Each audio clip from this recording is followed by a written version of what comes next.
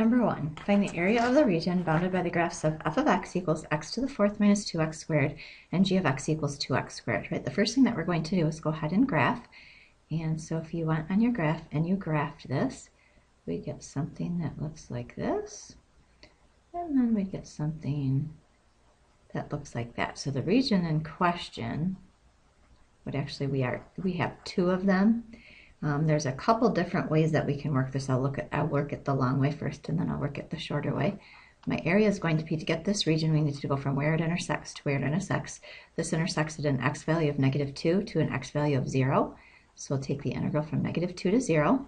The curve that's on top is going to be the squared curve, which is going to be the 2x squared, and then minus the bottom curve. The bottom curve is x to the fourth minus 2x squared. Please notice that I did put that bottom curve in parentheses, and then plus, sorry about that. And then the second one is going to go from 0 to an intersection x value of 2. So this is going to go from 0 to 2. This time our top curve is still 2x squared, and our bottom curve is still x to the fourth minus 2x squared. And then that would wrap it up, I do believe. Okay, so when I do that, we're going to get 4.26 repeating plus 4.26 repeating, which gives me an area of 8.533.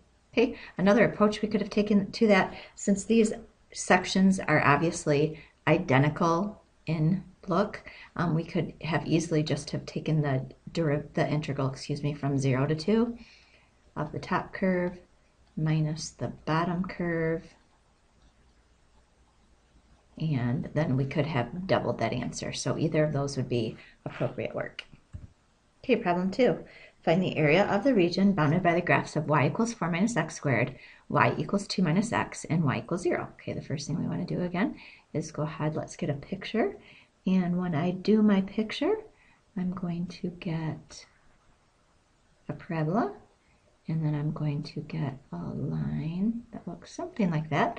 And if I'm looking for and then also y equals 0 is a boundary. So if I'm looking at where do all three of them form a boundary, it's going to be this little slice right here.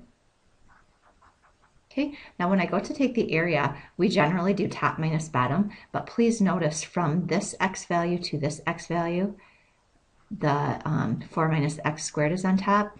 And then after that, from this x value till I get over to this x value, the curve y equals 2 minus x is on top. So we actually have to split this up. I'm going to call this figure A and this figure B. So I actually have to split this up into two regions. The first one is going to go from an x value of -2 to an x value of -1, because that's where they intersect. So -2 to -1. On this one, the curve that's on top is going to be 4 minus x squared, and the curve that's on the bottom will just be the x-axis, which is just 0. And then we'll add to it, go ahead and find B. This B will be going from where they intersect, which was at an x value of -1, to where they intersect once again, which is an x value of 2. And then this time the line 2 minus x is on top, and then minus 0. Okay, maybe another set of parentheses there. Okay, when I get those two answers, I will be able to add them.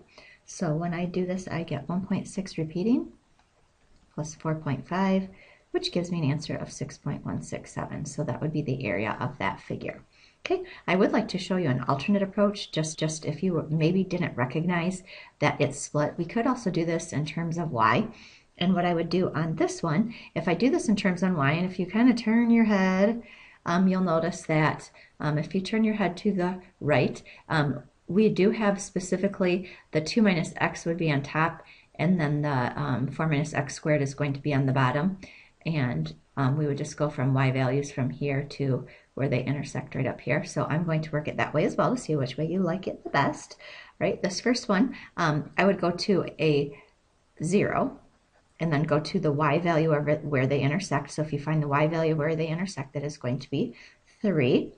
And then just like we do with cross sections, instead of doing top minus bottom, we're going to do right minus left. The only thing is, since we are dealing with y values, my formulas have to have y's in them. So when I had y equals 4 minus x squared, I'd actually have to solve this for x. So I'd subtract 4. And then I'm going to multiply everything by -1. And that's going to make this -1 plus 4 equals x squared. And then I'm going to square root both sides. And when we square root both sides, we generally put a plus or minus, but I notice the curve that's in question is just over on the negative side. So this will just be x equals negative square root of -y plus 4. Okay, and so that's one curve. That's actually the left side. So this is the left curve. And then the right curve, the line was y equals 2 minus x. So if I solve this for for x, I'd subtract 2 from both sides. And then I'll multiply both sides by -1. So that will give me -y plus 2 is equal to x, and that's the right side. So when I said we have to do right minus left, I'm going to have -y plus 2 minus the left side, which is negative square root -y plus 4. And that would all be dy this time, but enter it in your calculator. Obviously, you're just going to use x's still. And when you do that, you should still get a value of 6.167. So I don't know which way made the most sense to you, but whichever way did, that's the way you should work it. All right, problem 3. Find the arc length of the curve y equals 1 over x over the interval 1 to 3. Okay, first of all, I would like to see a picture. So if we graph 1 over x is going to look like that. We are going to find the arc length from an x value of 1 to an x value of 3. So I'll just darken, that's the length that we are looking for. My arc length formula is going to be little s equals the integral from 1 to 3.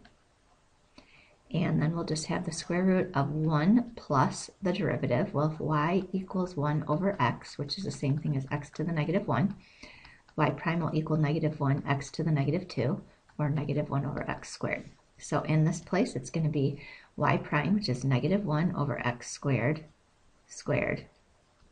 dx. If you'd like to simplify it from there, you certainly may. Not necessary. If we're using our calculator, we'll get a surface area of 2.147. Okay, problem 4. Find the area of the surface, this time, formed by revolving the graph of f of x equals x cubed on the interval 0 to 1 about the y-axis. All right, so we're going to find the area this time. X cubed is going to look like this. We're going to go from 0 to 1. So it's going to be this part right here. We're revolving it about the y-axis, so it actually is going to end up coming over here. So we're going to find the area of that surface. And when we go to find the area of that surface, the surface area formula is 2 pi. That's a big S, or surface area, however you want to call that. It's going to go from an x value of 0 to an x value of 1. If I'm revolving it about the y-axis, my r of x is just going to equal x in this case. Remember, if we're revolving about the x-axis, my r of x will equal the function. Okay, so we just have an x there, and then square root 1 plus the derivative. Well, if f is equal to x cubed, f prime is equal to 3x squared, so that's what I'm going to put in here. So it's going to be 3x squared, and then don't forget we have to square it. So when I do that, I will get a surface area of 5.919.